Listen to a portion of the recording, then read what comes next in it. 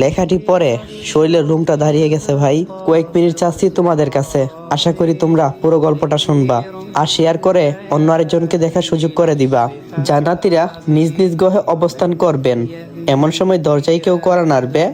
দরজা খুলে দেখবেন একজন ফেরেশতা দাঁড়িয়ে আছে। তিনি বলবেন, চলো আল্লাহ তাআলার সাথে দেখা করে আসি। তিনি তখন খুব উল্লাসিত হয়ে বের হয়ে দেখবেন খুব সুন্দর একটা বাহন তার জন্য উপস্থিত।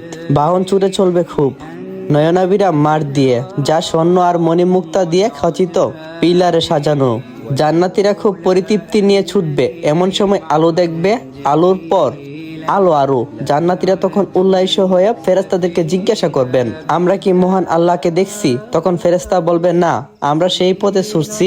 হঠাৎ জান্নাতীরা শুনবেন গায়েবী আওয়াজ, আসসালামু আলাইকুম ইয়া আহলাল জান্নাত। আল্লাহ সুবহানাহু সালাম দিচ্ছেন জান্নাতীদের।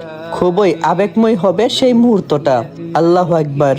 আল্লাহ সুবহানাহু তাআলার জবাবে তখন জান্নাতীরা বলবেন, আল্লাহুম্মা আনতাস সালাম ইয়া মিনকাস সালাম তাবারাকতা ইয়া জাল জালালি ওয়াল ইকরাম। হে আল্লাহ, আপনি মহান, আপনি শান্তিময় এবং আপনার হতেই শান্তি বর্ষিত হই। আপনি রহমতময়, হে আল্লাহ, আপনি সম্মানের অধিকারী। তখন আল্লাহ তাআলা জিজ্ঞাসা করবেন, তোমরা কি খুশি? তোমরা কি সন্তুষ্ট? আল্লাহ জাহান্নামের আগুন থেকে বাঁচিয়ে আমাদেরকে জান্নাত দিয়েছেন। আমরা সন্তুষ্ট না হয়ে পারি? আল্লাহ তাআলা তখন জিজ্ঞাসা করবেন, তোমাদের আর কি চাই? তখন জান্নাতীরা বলবেন, ইনশাআল্লাহ, আমাদের আর কোনো কিছু চাই না। আল্লাহ তাআলা বলবেন, না না না, তা বললে হবে না। আজ তো দেওয়ার দিন, আমি তোমাদেরকে আরো দেব, যদি চাও তাহলে বলো।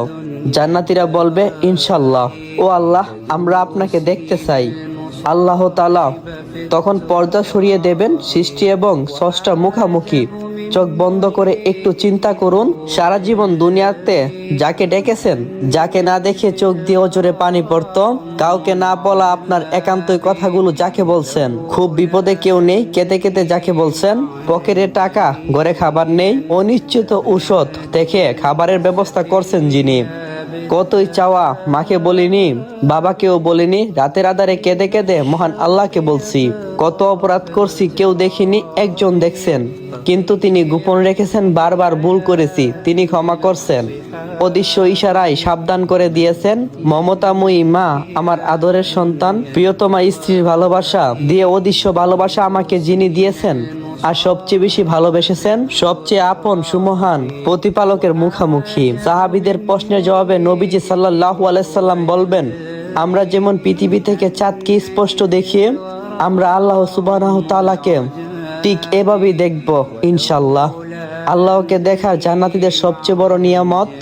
ইয়া আল্লাহ, স্বল্প সংখ্যক সেই মহান সৌভাগ্যবানদের তালিকায় আমার নামটা যোগ করে দিন, আমিন।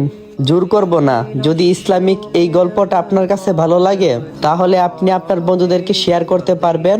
আর মহানবী হযরত মুহাম্মদ সাল্লাল্লাহু আলাইহি সাল্লাম বলেছেন, যে ব্যক্তি আমার কোনো হাদিস শুনছে অতঃপর অন্যের কাছে শেয়ার করে দিয়েছে, তার জন্য মৃত্যুর পর রয়েছে সেই জান্নাত। সবাই বলি আমিন। আসসালামু আলাইকুম এভরিওয়ান। তো কেমন আছো তোমরা? আশা করি আল্লাহর রহমতে অনেকটাই ভালো আছো। আল্লাহর রহমতে আর তোমাদের ভালোবাসায় আমি অনেকটাই ভালো আছি। অনেক দিন হয়ে গেছে যে তুমগরে আমি আগের মতো গল্প দিতে পারতাছি না। আসলে একটা ঝামেলার মধ্যে পড়ে আছি, তাই গল্প কন্টিনিউ করতে পারতাছি না। আশা করি খুব তাড়াতাড়ি আপনাদের মাঝে নতুন গল্প আমি নিয়ে আমো। আর সবাই ভরপুর ভালোবাসা দিও। আর আশা করি সবাই গল্পগুলো বেশি বেশি রিপোস্ট, লাইক আর কপি লিঙ্ক করে দিবা। তো ভালো থাকো সবাই। আল্লাহ হাফেজ। নিজেকেও খেয়াল রাখো।